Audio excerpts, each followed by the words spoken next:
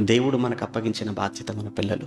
పిల్లలు అంటే కాళ్ళ ఎగరేసుకోవటం కాదు, వారిని బాధ్యతగా పెంచటం.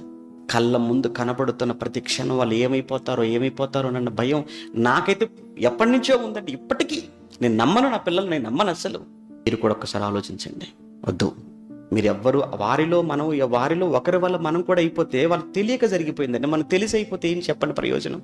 మనకు అన్నీ తెలిసి మనం ఇలా మారిపోతే మనకు ఆ పరిస్థితి అయిపోతే వృద్ధాశ్రమంలో పడేస్తే అది మాత్రం సంతోషమా? రోడ్డు మీద వదిలేస్తే సంతోషమా? పట్టించుకోకుండా ఉంటుంది సంతోషమా మనకు? వద్దు. దేవుడు అందుకే చాలా చక్కగా చెప్పాడు, చాలా తేటగా చెప్పాడు, ఎన్నో విషయాలు చెప్పాడు బైబిల్లో. దేవుడు పిల్లల బాధ్యతలు చెప్పాడు, తండ్రి బాధ్యత చెప్పాడు, తల్లి బాధ్యత చెప్పాడు. మనందరి బాధ్యతలు ఎవరి బాధ్యతలు వారికి అప్పచెప్పేశాడు. మిగతా విషయాల గురించి అస్సలు మాట్లాడకండి. మీరు ఏ విషయాల గురించి మాట్లాడకండి.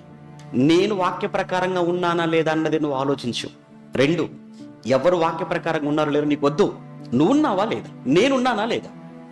నా పిల్లలు ఉన్నారా లేరా? నా భర్త ఉన్నాడా లేడా? నా భార్య ఉన్నాడా? నా భార్య ఉందా లేదా?